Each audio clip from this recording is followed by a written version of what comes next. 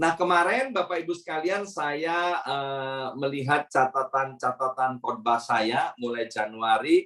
Nah, saya kemudian disegarkan kembali dengan apa yang sudah disampaikan oleh saudara kita, yaitu Bapak William Rainer, di mana beliau berkhotbah pada waktu bulan Januari itu. Salah satu poinnya yaitu kebiasaan para bilioner, saudara ya. Sebab kemarin saya membaca berita bahwa Jeff Bezos, salah satu orang terkaya di dunia, jalan-jalan ke luar angkasa, saudara ya.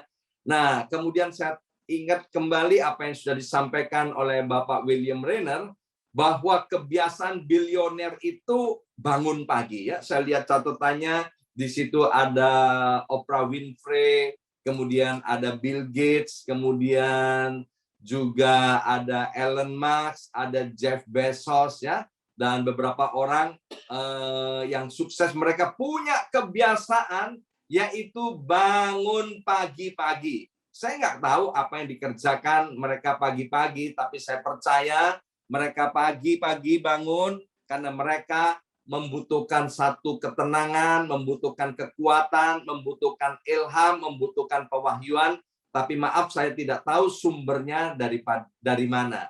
Tapi saya percaya Bapak Ibu sekalian yang setia, yang setiap pagi khususnya yang di Amerika dan setiap sore di Indonesia, yang selalu datang kepada Tuhan, percayalah apa yang kita kerjakan tidak akan pernah sia-sia. Yang setuju katakan? Amen. Iya. Nah, 2 Tawarik pasal yang pertama itu ada 17 ayat. Saya tidak akan baca semua.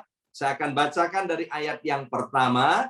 Dikatakan begini, Salomo, anak Daud, menjadi kuat dalam kedudukannya sebagai raja.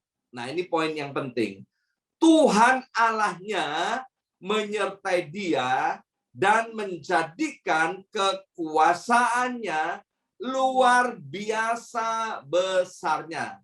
Yang pertama, saudara, saya mau berbicara tentang P. Hari ini saya akan sampaikan kepada Bapak Ibu 3 P. Ya. P yang pertama, ayat yang baru kita bicarakan, itu berbicara tentang penguasa. Bersama saya ucapkan penguasa. 2, 3, penguasa. Lebih keras lagi, 2, 3, penguasa.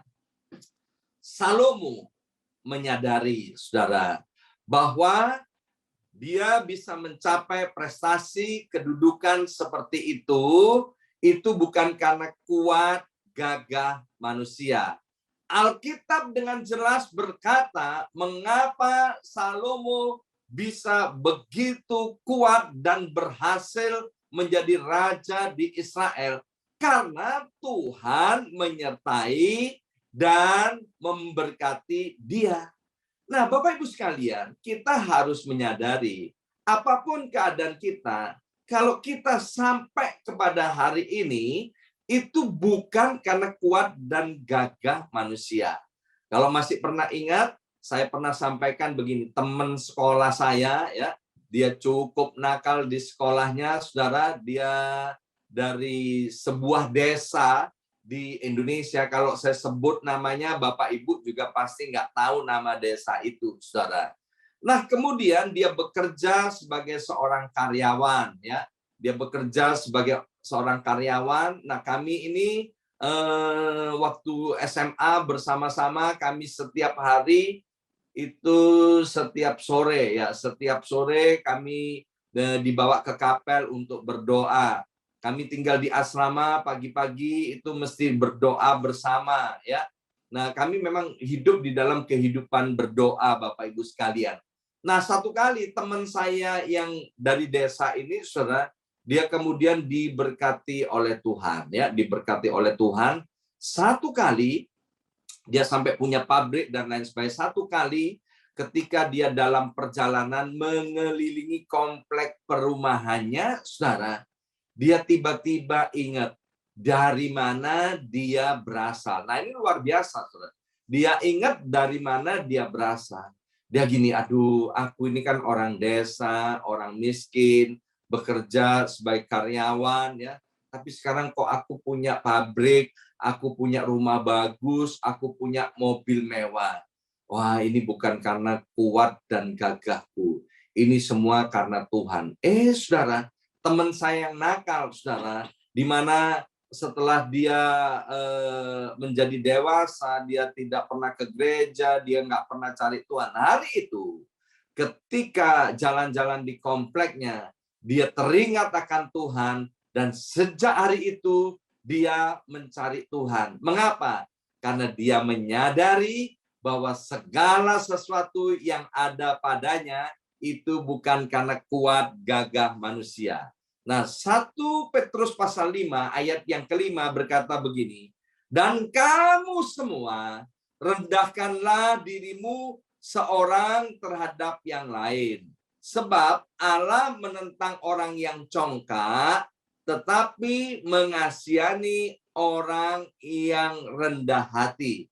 Salomo menyadari, Bapak Ibu sekalian, bahwa semua yang dia peroleh itu bukan dari kekuatannya, tapi itu datangnya dari Tuhan, saudara. 1 Petrus pasal 5 ayat yang kelima berkata dengan jelas, kalau kita tidak mengakui bahwa berkat itu datangnya daripada Tuhan, maka kita itu dianggap sombong, saudara. Amin. Sekali lagi, kita itu tanpa Tuhan sesungguhnya nothing, saudara. Dan ketika kita menjadi sombong, Alkitab dengan jelas berkata, maka orang itu akan direndahkan. Tuhan menentang orang yang congkak, tetapi Tuhan itu mengasihi orang yang rendah hati. Di dalam kitab Roma pasal 11 ayat 36, ayat yang sangat terkenal sekali dikatakan, sebab segala sesuatu adalah dari Tuhan, oleh Tuhan, dan kepada Tuhan. Bagi Tuhanlah kemuliaan sampai selama-lamanya. Jadi poin yang pertama, kita harus ingat bahwa ada Tuhan, penguasa semesta alam ini, yang memberkati, yang mengangkat kita, yang membuat kita sebagaimana kita ada hari ini. Maka itu jangan pernah lupakan Tuhan Allah ini. Yang kedua, P yang kedua, mari kita lihat dari 2 Tawaris 1 ayat yang ke-6, dikatakan Salomo mempersembahkan korban di sana di hadapan Tuhan di atas mezbah tembaga yang di depan kemah pertemuan itu. Ia mempersembahkan 1000 korban bakaran di atasnya. Bersama saya ucapkan 1000 korban bakaran. 23, 1000 korban bakaran. Yang kedua, berbicara tentang penyembah. Bersama saya ucapkan penyembah. 23, penyembah. 23, penyembah. Ya, nomor 1 penguasa, bahwa Tuhan itu adalah penguasa, Allah yang berdaulat.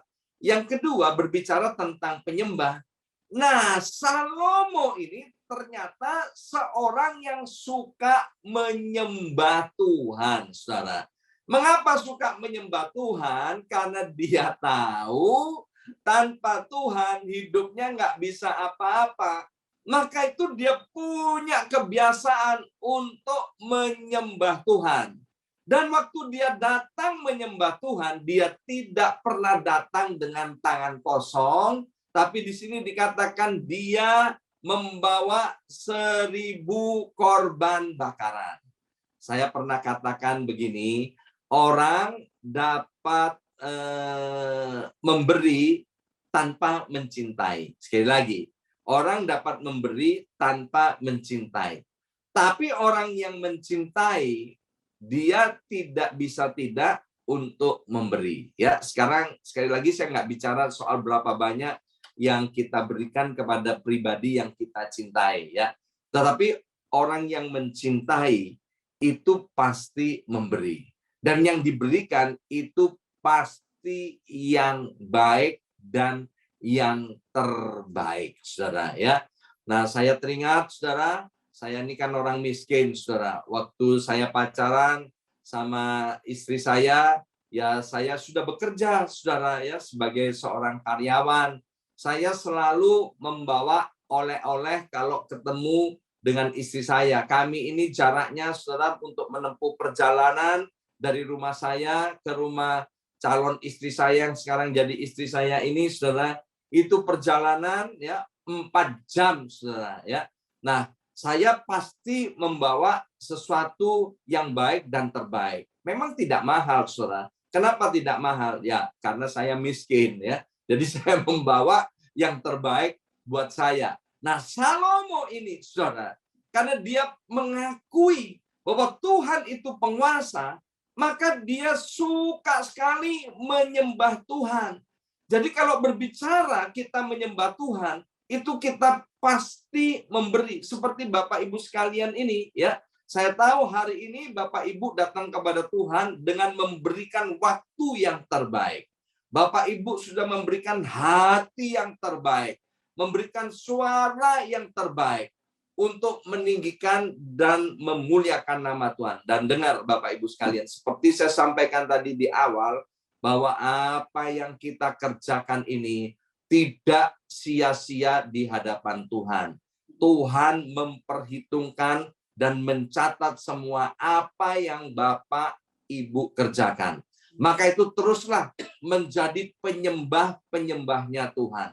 Berikan yang terbaik, hati yang terbaik, waktu yang terbaik, segala yang terbaik yang ada pada kita berikan kepada Tuhan. Maka lihat akibatnya, saudara. P yang ketiga, apa yang terjadi di dalam 1 Tawarik pasal yang pertama ayat yang ke-7. Tadi kan 2 Tawarik pasal pertama ayat yang ke-6 tadi, ya kan? Nah, ini 2 Tawarik pasal pertama ayat yang ke-7. Malam itu setelah Salomo mempersembahkan 1000 korban itu, Allah menampakkan diri kepada Salomo dan berkata, Salomo, mintalah apa yang kau inginkan. Itu akan kuberikan kepadamu. Wow, ayat ini keren banget, saudara. Ya kan? Yang bicara ini, saudara, bayangkan, saudara ya, kalau kita punya teman nih, atau keluarga yang kaya raya, ya kan? Teman kita atau sahabat kita atau keluarga yang kaya raya, dan dia bilang gini, kamu mau minta apa daripadaku? Bilang, aku pasti mau berikan kepadamu. Wah, senang apa senang, saudara, ya kan? Nah, ini sudah dialami oleh Salomo. Mengapa Tuhan begitu terpesona dengan Salomo? Karena sikap hatinya nih loh. Ya kan, dia mengakui bahwa Tuhan itu penguasa, bahwa dia ada sebagaimana dia ada itu, ya kan? Bukan karena kuat dan gagahnya, maka itu kemudian dia punya sikap hati sebagai seorang penyembah. Dan P yang ketiga yang dimaksudkan di sini adalah pemurah. Ya, Alkitab bilang begini, Saudara, berbahagialah orang yang murah hatinya, karena mereka akan beroleh kemurahan. Tuhan kita adalah Allah yang murah hati. Dia murah hati kepada semua orang, kepada orang yang baik maupun kepada orang yang jahat. Ya, tadi malam di New York kita rame-rame sudah bisa melihat bulan yang bagus banget ya. Itu William Renner, Bapak William sudah mempostingnya di grup, saudara ya. Saya curiga jangan-jangan beliau yang menggambar bulan itu ya, yang ngecat bulan sampai warnanya bagus sekali ya. Dan bulan yang begitu indah tadi malam itu bisa dilihat oleh semua orang. Orang yang baik maupun orang yang berdosa. Orang yang kenal Tuhan maupun orang yang tidak kenal Tuhan. Seperti hari ini kita bisa menikmati udara, kita bisa menghirup udara, kita bisa kena sinar matahari. Entah kita berdosa atau tidak berdosa, entah kita menyenangkan hati Tuhan atau tidak menyenangkan hati Tuhan. Tuhan dengan murah hati memberikannya kepada kita semua. Mengapa? Karena dia memang Tuhan yang murah hati. Tetapi kalau kita menjadi penyembah, saudara, kita murah hati kepada Tuhan, dia akan mencurahkan kemurahan yang spesial kepada kita penyembah-penyembah itu. Ya, kita punya keluarga atau kita punya teman-teman, saudara, yang baik, yang murah hati. Ketika kita bermurah hati kepada dia, karena dia itu kedudukannya lebih tinggi dari kita, karena hartanya jauh lebih banyak kepada kita, mungkin kita cuman memberikan sesuatu yang menurut kita tidak terlalu berarti. Tetapi saudara, teman kita atau kenalan kita atau saudara kita itu, dia akan membalasnya kepada kita lebih daripada apa yang kita berikan. Mengapa? Karena dia juga akan bermurah hati. Hukumnya begini, apa yang ditabur, itu yang akan dituai. Ketika Salomo bermurah hati kepada Tuhan, dia datang kepada Tuhan dengan menyembah Tuhan, maka Tuhan tidak tahan dengan sikap hati daripada Salomo, sehingga dia mau memberikan lebih lagi kepada Salomo.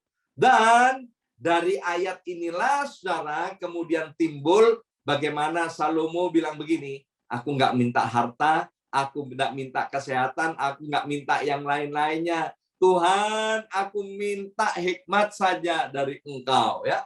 Dan Alkitab bilang Tuhan memberikan hikmat, dan kemudian juga Tuhan tambahkan kedudukan, kekuasaan, dan harta bendanya.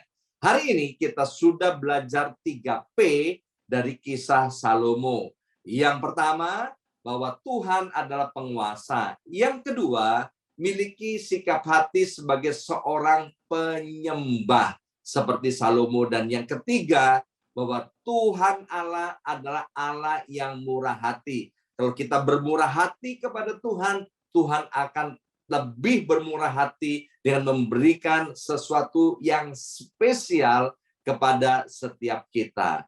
Amin. Mari kita berdoa.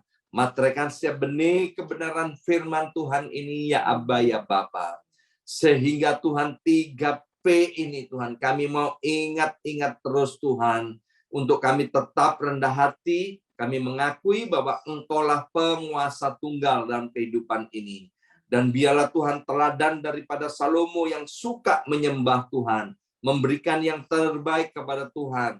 Kami boleh teladani, dan kami percaya Engkau sungguh Allah yang murah hati. Ketika kami bermurah hati kepada Engkau, maka Tuhan, Engkau akan memberikan hal-hal yang spesial kepada setiap kami. Dalam nama Yesus kami sudah berdoa. Haleluya. Amin.